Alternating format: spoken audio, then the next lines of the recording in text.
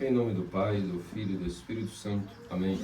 Queridos amados cristãos ortodoxos, Cristo ressuscitou. Em verdade ressuscitou. Christos voskresis. Vaishno voskresis. Christos anesti. Alitos anesti. Christ is risen. Cristo é ressuscitado. Cristo é ágrega.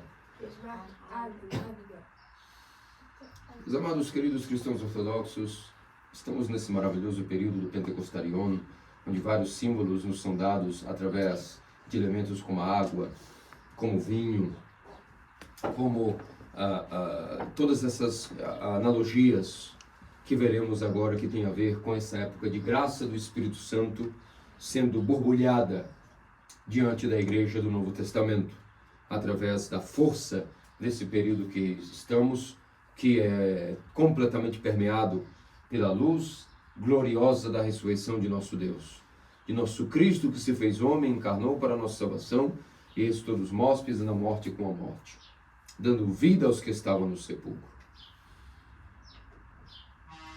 Nossos santos padres nos explicam que a Igreja do Novo Testamento, comparada à Igreja do Antigo Testamento, aquela que estava peregrina durante o Antigo Testamento, tem infinitamente muito mais graça que aquela outra. Pelo seguinte fato, vamos analisar hoje esse episódio da cura do paralítico.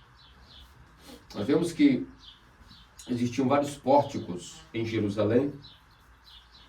Um deles, entre o pórtico de Salomão, o pórtico dourado, existia também o pórtico das ovelhas. Por que dito pórtico das ovelhas?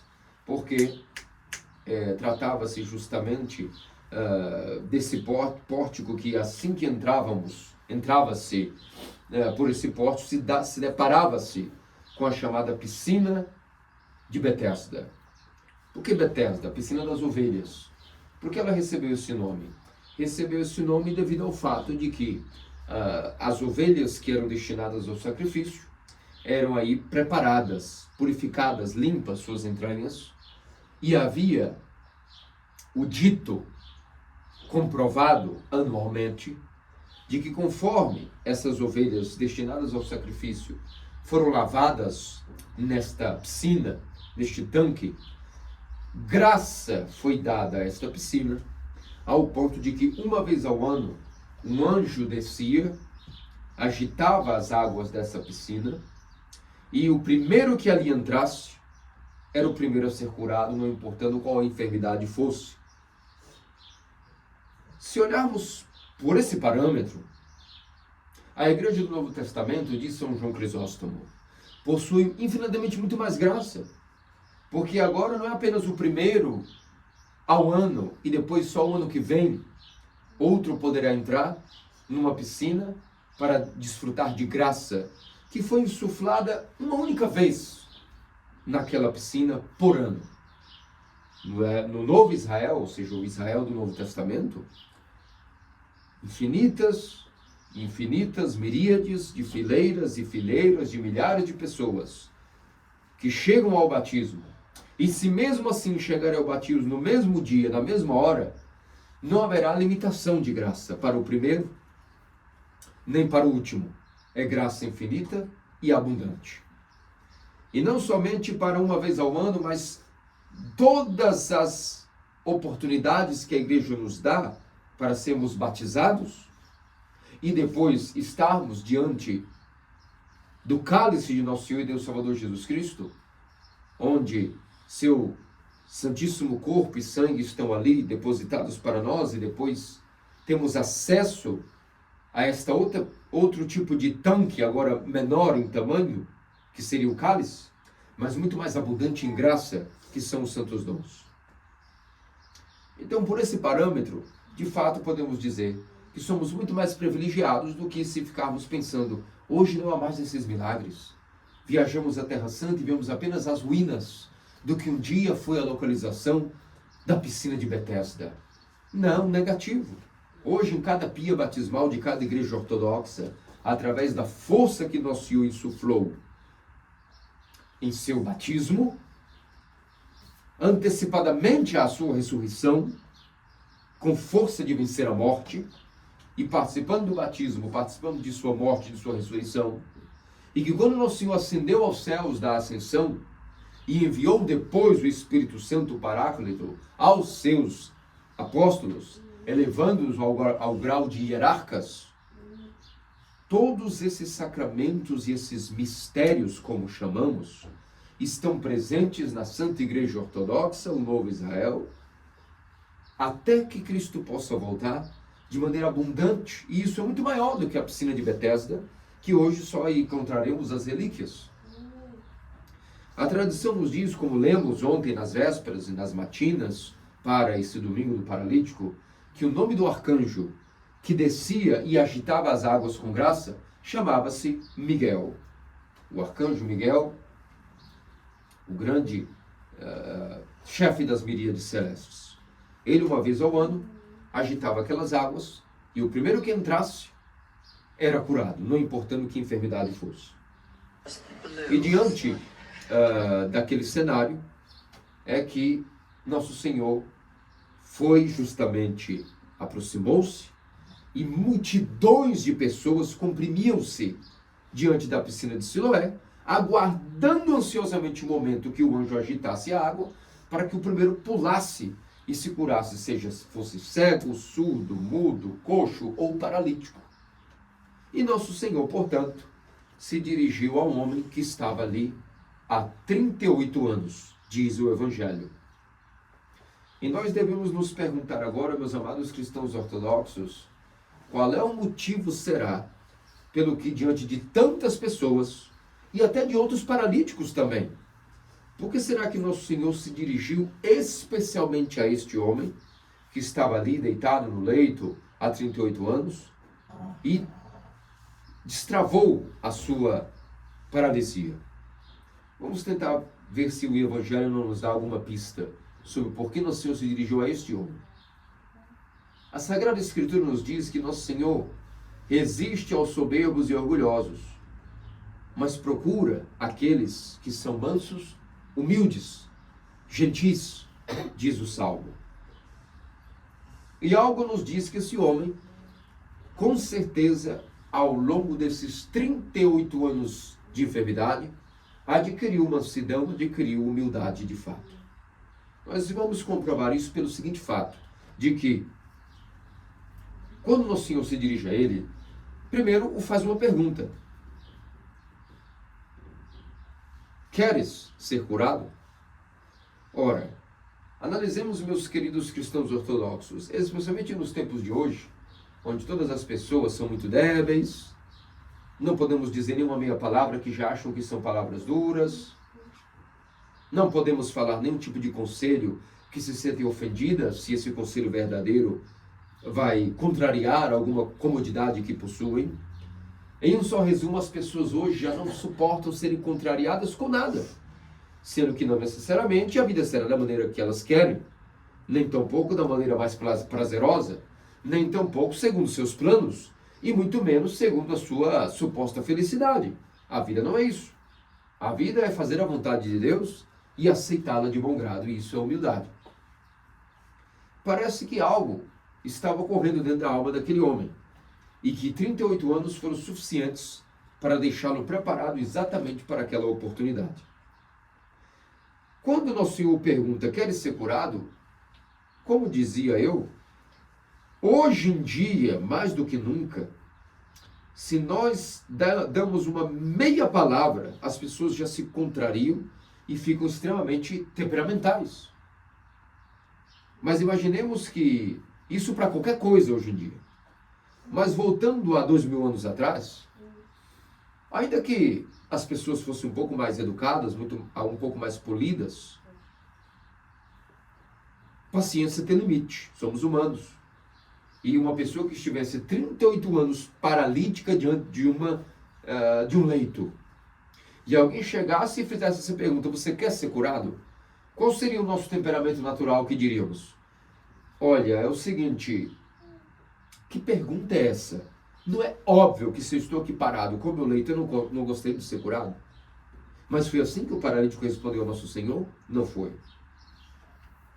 Qualquer pessoa que perguntasse a um daqueles que estão ali jazendo enfermidades, mas especialmente a uma pessoa que já está há 38 anos paralítico, e alguém, em vez de tentar ajudá-lo, dizer, como eu posso fazer para colocá-lo na piscina? Vamos aguardar a próxima vez e tentar passar por cima dos outros. Não, alguém que perguntasse, quer ser curado? Naturalmente seria passivo de ofensa. Mas, para aquele que está purificado pela doença, para aquele que não tomou a doença com murmúrio, para aquele que aceitou a doença, de alguma maneira, se não aceitava, passou a aceitá-la com o tempo, e usou dela da maneira que nós devemos utilizar, que já veremos como é, a doença passa a ser algo terapêutico. Para o corpo, um flagelo. Para a alma, uma purificação. E purificação produz alma humilde. Não mais temperamental, mas agora temperada na paciência, tem como fruto a humildade. E esse homem tão humilde era que não se sentiu ofendido, de maneira completamente apática, no sentido de paixão, ou seja, no sentido de apátes, simplesmente não viu aquilo como nem bom nem mal, apenas uma pergunta neutra, não levou nada para o pessoal, e assim é aquele que é humilde, nada ele toma para o pessoal. O espelho de sua alma é transparente. E cansado e purificado de uma vida de enfermidade e paralisia, realmente parece que a este homem paralítico nada mais o restava de prepotência, de orgulho, nem de opinião para com ninguém, nem para com nada, nem para consigo mesmo. Apenas era ciente do seu estado. E humildemente respondeu ao nosso Senhor, de maneira bastante singela, humilde, dizendo, Senhor, te explicarei, é que sou paralítico há 38 anos e não tenho ninguém que me coloque na piscina quando ela é agitada. Então nosso Senhor o diz ao som de sua voz, de sua palavra poderosa. Não é necessário, filho meu, que ninguém te ponha na piscina. Eu, filho do homem, apenas com minha voz, digo e ordeno, levanta-te, toma o teu leito e anda. E assim o fez. E diante de todos, o homem que estava 38 anos jazendo na sua enfermidade, levantou e pôde glorificar a Deus. E nosso Senhor se afastou rápido daquela região, daquele momento, daquele cenário, porque a multidão era grande, o milagre foi também muito grande, e ele poderia ser rapidamente elogiado por isso. Ele desapareceu imediatamente na multidão, ao ponto de que nem se sabia o seu nome, e o milagre foi feito de maneira bastante discreta, como de costume, por nosso Senhor Jesus Cristo, nosso Salvador. Esse é o motivo, meus queridos amados cristãos ortodoxos, porque é que esse homem, naquela ocasião, foi escolhido por nosso Senhor, porque ele viu, sendo Deus, claro, antes de qualquer coisa, de que 38 anos levaram esse homem a um alto grau de humildade, a um alto grau de santidade, a um alto grau de aproximação com Deus. Então Deus, de fato, que já estava com ele, através da paciência e da humildade que ele adquiriu, agora foi até ele em carne e osso e o curou, coisa que certamente depois ele irá concluir pela revelação divina, certamente. E esse paralítico, portanto, tomou o seu leito como sinal de milagre, de que todos vissem de que aquilo não foi uma ilusão. De fato, ele levantou e tomou o leito consigo. Isso também é para nós uma analogia de que quando a nossa alma é levantada de sua paralisia, ela toma o seu leito, que é o nosso corpo, e sai para fazer as obras dos mandamentos, da lei de Deus, das bem-aventuranças. Porque, na verdade, a paralisia atinge primeiro a alma e, por fim, o corpo. Coisa que nós veremos agora em detalhes. Vimos porque é que esse homem foi aquele que foi, digamos assim, privilegiado com a cura naquele dia, qual era o seu estado espiritual, que nosso Senhor deu como ainda, inclusive, consequência desse estado espiritual, para ele, naquela circunstância, foi benéfico, que como resultado do estado espiritual de humildade e paciência que ele adquiriu através da enfermidade, ele pôde ter também a cura física. Mas se nós adiantarmos um pouco os versículos do Evangelho, veremos que mais tarde, nosso Senhor o reencontrou no templo. E de propósito fui até ele e disse: de fato estás curado, ok? Não peques mais, para que não te aconteça coisa pior. Aqui vamos entendendo que a origem dessa doença, há 38 anos atrás, foi o pecado. Algum pecado ele cometeu que atraiu para ele essa doença. Isso foi um castigo de Deus negativo.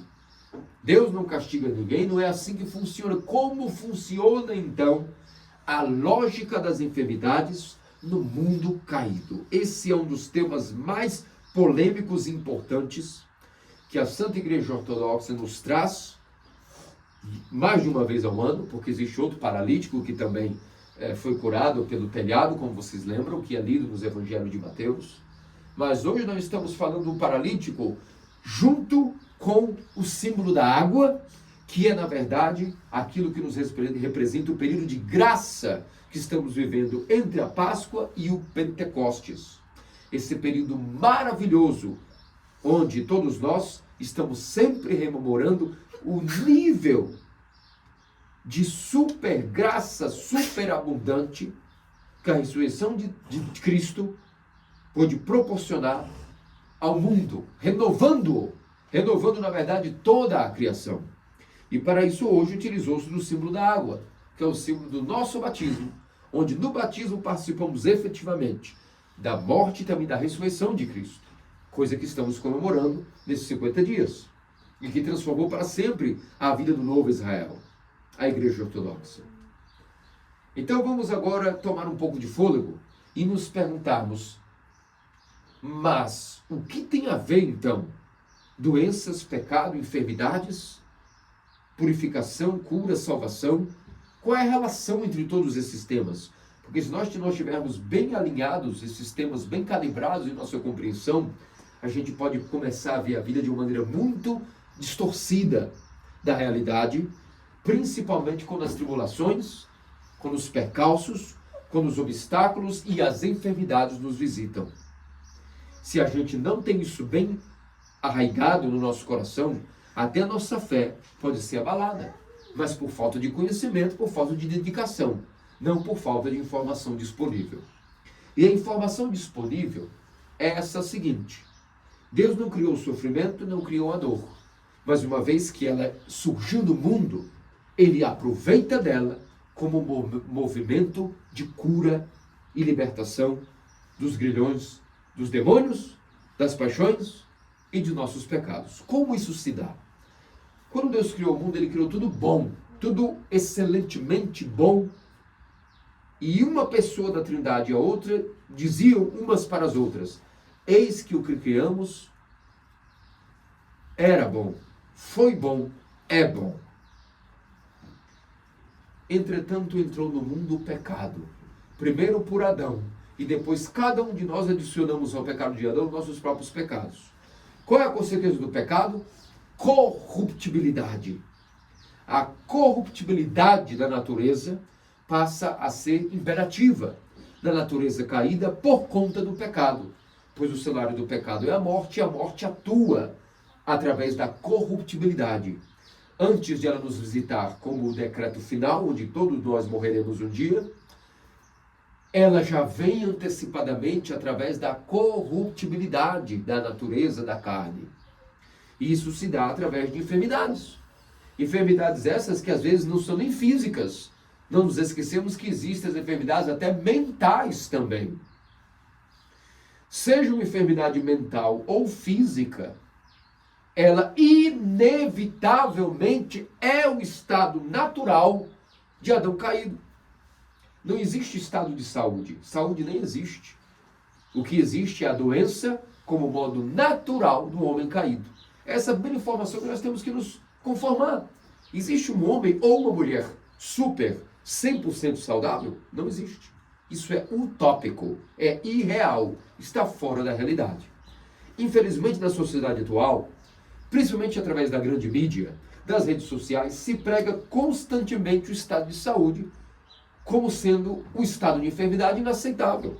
É por isso que nós vemos as pessoas com ansiedade. Em vez de elas se prepararem para as doenças, mantendo-se saudáveis, isso é uma coisa, correm atrás da saúde como se não fossem nunca dignas de serem enfermas. Isso é uma mentira. Ao contrário, saúde é exceção. A maioria dos anos, dos meses, dos segundos, nós sempre vamos estar doentes.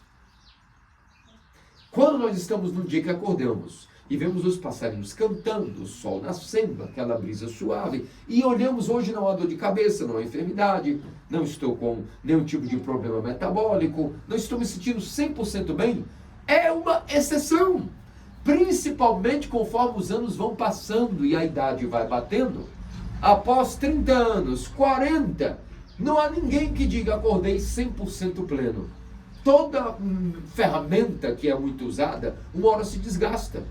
Seja a articulação, seja o cérebro, a mente, o intelecto, a memória.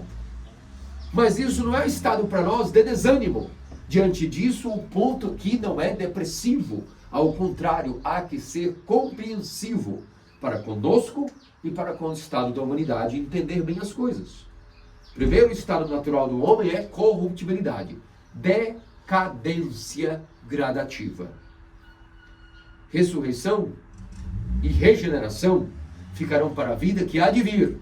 Para essa vida, o nosso estado é este: constante degradação, decomposição dos elementos, pouco a pouco. As traças, os vermes, os vírus, as bactérias, tudo irá concorrer para a nossa gradativa morte e decadência. É o estado caído. Muita gente quer fingir que isso não é real. Hoje não há, inclusive, as tendências de que o homem poderá ser imortal através de transhumanismos e todas essas coisas que estão em moda. Mas isso é mentira, isso nunca vai existir. É impossível driblar a morte. Só há uma maneira de driblar a morte: participando de um tipo de piscina de Betesda, chamado mistério do batismo. E mesmo assim, não quer dizer que primeiro o nosso corpo não sofrerá. Significa que primeiro a nossa alma se salvará. E depois o corpo acompanhará a salvação inerente à sua alma, se assim for. É por isso que é imprescindível estar conectado com o nosso batismo e renovando constantemente através dos santos dons do corpo e sangue de Cristo. Pois bem, agora, tendo caído na real, tendo abandonado essa utopia de saúde e nos acharmos supermens, com essas apologias de que o nosso metabolismo funcionará perfeitamente, que a nossa mente sempre estará perfeita, isso é orgulho. E o orgulho nos impede a aproximação com Deus. Como já dizia no começo, a aproximação com Deus tem um tempero obrigatório chamado humildade. E qual é o comportamento de uma pessoa humilde nessa realidade do homem caído? Agora vamos começar a ter um pouco de sabedoria diluída neste sermão de hoje, nesse domingo de hoje. Uma vez que a nossa realidade é a corrupção, a corruptibilidade da carne, e as doenças serão manifestação do Hades e da morte em nossa natureza, essas dores, esses sofrimentos, Deus, que é compassivo e cheio de misericórdia, ultra longânime, utiliza dessa realidade que Ele não criou, mas que nós criamos a dor, nós criamos o sofrimento, devido ao pecado que nós adicionamos ao pecado de Adão. Deus, que é bondoso e engenhoso e tudo nos faz por amor a nós, inventou um método, utilizando da doença, da enfermidade, da dor, para nisso purificarmos do mal que o prazer causa em nós. O prazer, em geral, vem inerente ao pecado.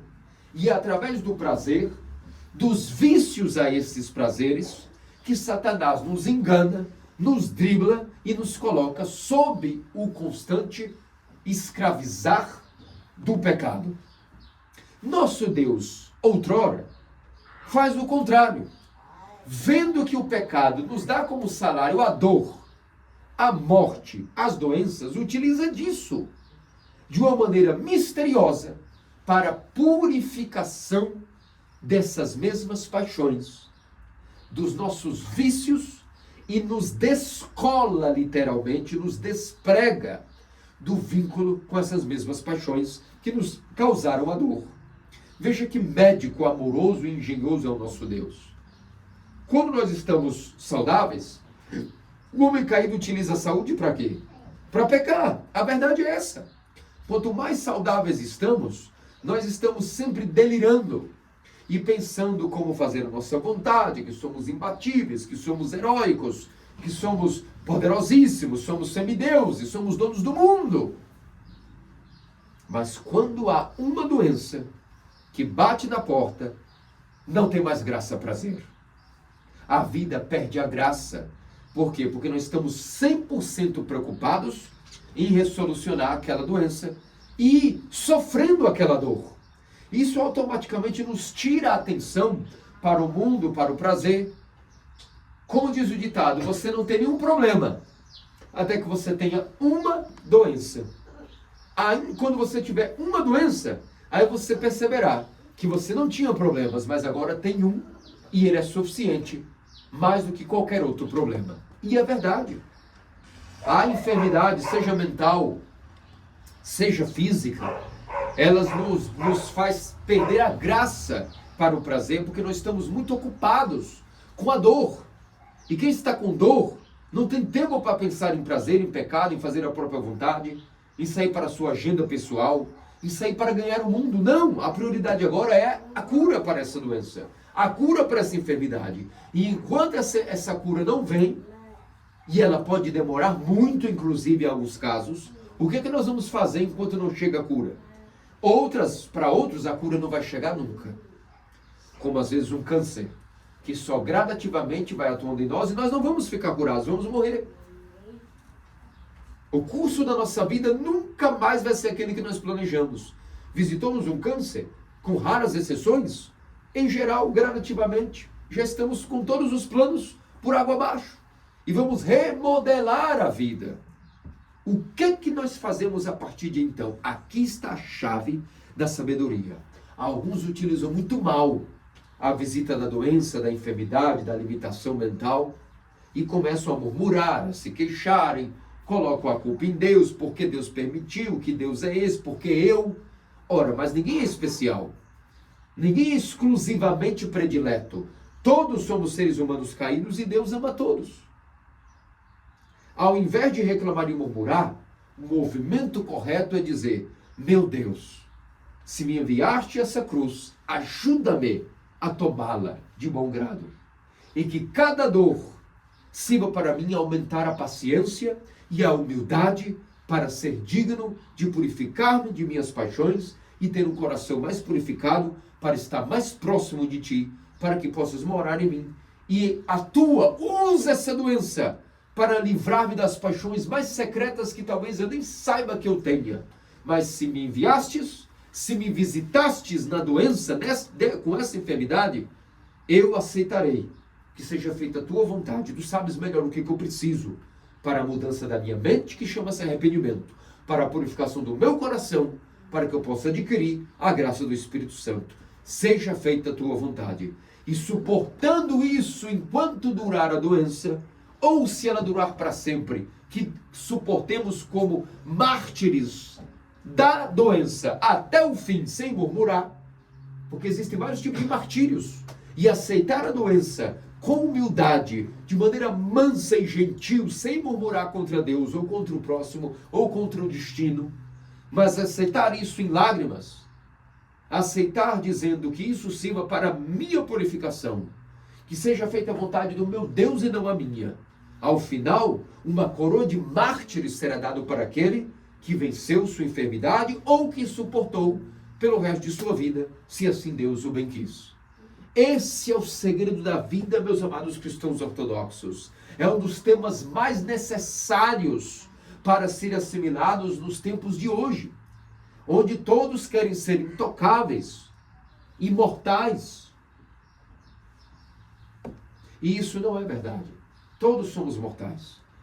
O bebê, ainda dentro do seio da mãe, já está, ainda que esteja em crescimento e em estado de mórula, de metástase, fazendo todo tipo de multiplicação de suas células, crescendo, quando o seu cérebro e o seu coraçãozinho estão feitos, formados, ali ele já está em decadência.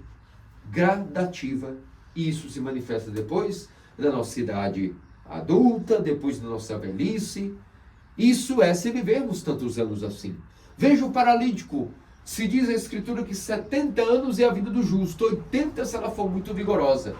Se há 38 anos ele já estava enfermo, significa que no mínimo metade da vida dele ele passou de cama, paralítico. Muito provavelmente jovem ele cometeu algum pecado e Deus o visitou antecipadamente nessa paralisia, por amor, para que ele não pecasse mais, e o preparou para encontrar-se com ele fisicamente na piscina de Siloé. Vejam só que fenômeno, que ousadia de Deus por amor. Provavelmente que se não fosse essa enfermidade, esse homem nunca encontraria Cristo, nunca encontraria a cura de suas paixões e do seu corpo. Mas a doença do seu corpo foi um veículo, uma ferramenta para a cura de suas paixões.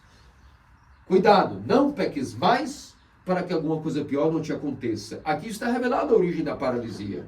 Paralisia, primeira, esta espiritual, da qual Cristo nos livra da paralisia tanto do corpo, como da mente, como do coração, do espírito.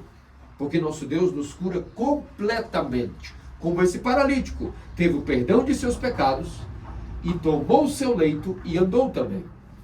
Como inclusive fica muito destacado no outro episódio do outro paralítico que foi deitado diante de Cristo através de cordas pelos seus amigos. Onde Cristo ali disse que os teus pecados sejam perdoados. Ele nem disse cura-te nem nada. Que os teus pecados estejam perdoados. E os fariseus duvidaram, dizendo, quem é esse para perdoar pecados? Que contexto é esse estranho? Desce um paralítico e ele grita que teus pecados sejam perdoados. Só Deus perdoa os pecados. E nosso Senhor disse, para que saibais que o Filho do Homem tem poder para perdoar os pecados, agora eu complemento inclusive. Levanta, toma o teu leito e anda. Mostrando também que naquele episódio a origem da paralisia também havia sido o pecado e que nosso Senhor perdoa os pecados, cura a nossa paralisia, curando a nossa paralisia, estamos curados espiritualmente. Em relação ao corpo, é um detalhe a mais, não é?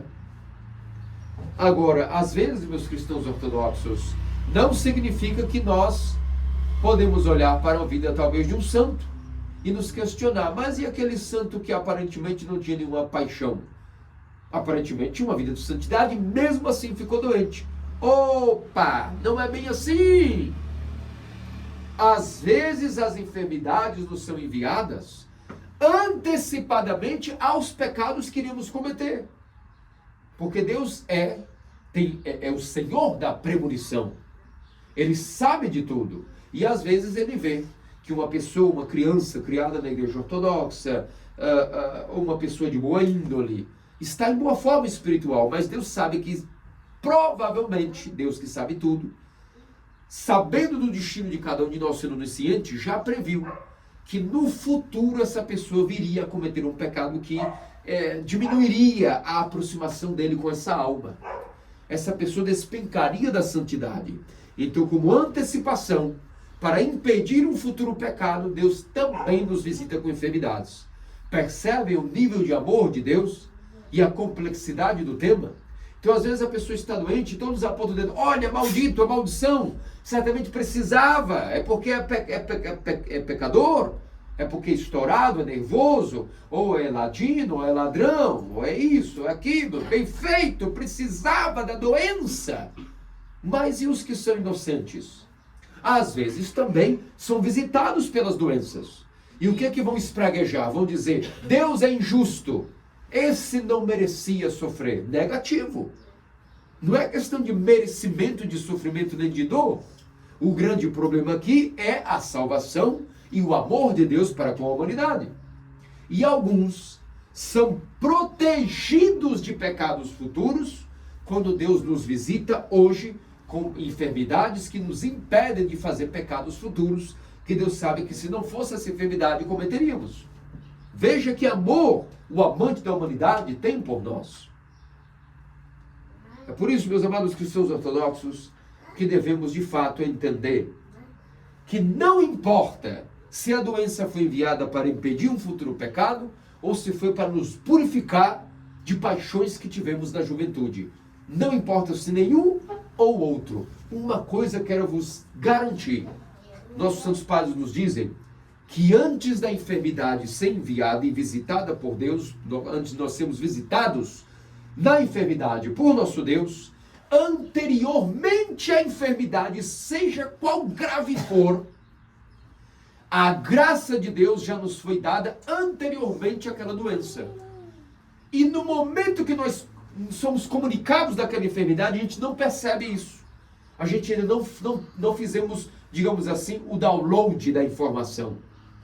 Achamos que aquilo ali está acima das nossas forças. Mas no decorrer da doença, no passar dos dias, nós em lágrimas percebemos, Deus já havia me fortalecido. Eu só não havia me dado conta. Eu posso vos dizer o mesmo isso. Dia 25 de fevereiro, não caí infartado após os pré-santificados. Naquele minuto parece que não haverá mais esperança, não haverá mais nada, nada faz sentido. Principalmente despedir-se da família de uma maneira que na nossa mentalidade não queremos aceitar. Mas no primeiro dia, no segundo dia, nas outras semanas, nós vamos percebendo que uma força a gente recebeu de Deus para suportar aquela questão. E não só nós, mas as pessoas ao nosso redor. Porque quando alguém que nós amamos está enfermo, todas as pessoas ao redor sofrem. E elas também são purificadas indiretamente do sofrimento. Percebem que complexidade de amor Deus tem por nós? Quando alguém que nós amamos sofre, não é só essa pessoa que está recebendo visita de Deus. Todos estamos sendo visitados. Assim eu também vos digo. No meu infartar, todos vocês também foram visitados por Deus. Porque toda a comunidade foi abalada. Não podemos celebrar nossos pré-santificados. Pulamos da primeira semana da quaresma para a última.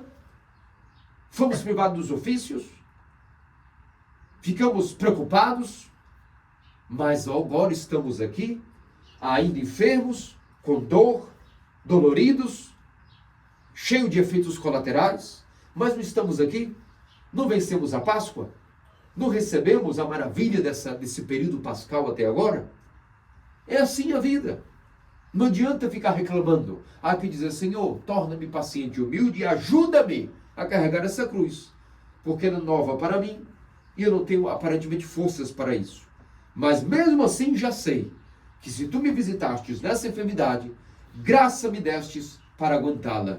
E nessa graça, uma acolhida entre minha alma e a tua divindade ocorreu.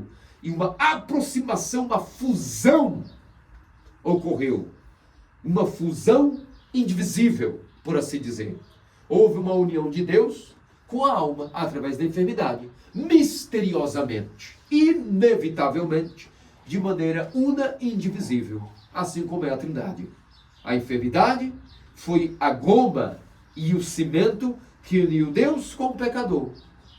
Onde, nesse processo místico, purificação ocorrerá. E ainda que um é homem e outro é Deus, ambos estão unidos pelas energias incriadas da graça que nos foi dada como antecipação à própria enfermidade. Isso não é só para a minha enfermidade, é para todas as enfermidades de todos os seres humanos. Por isso, meus amados cristãos ortodoxos, vamos louvar a nosso Deus, tanto na saúde como na doença, e principalmente na doença, entender bem o sentido da vida, para que utilizando bem dessas ferramentas de purificação, desses cautérios que cauterizam não feridas externas, mas feridas interiores, pois se sem o cautério a ferida fica aberta, podre e fede, mas com o ferro quente da enfermidade, feridas interiores que estão fedendo, são, portanto, cicatrizadas. E o odor de incenso e santidade passa a ser aquilo que irá estar pairando sobre nossas almas. Que disso, nosso Senhor e Deus Salvador Jesus Cristo, faça-nos dignos pelas orações do principalmente até o toque de Virgem Maria e todos os santos. Amém. Christos vas Cristo. Christos aneste. Cristo ressuscitou. Cristo é ágriga.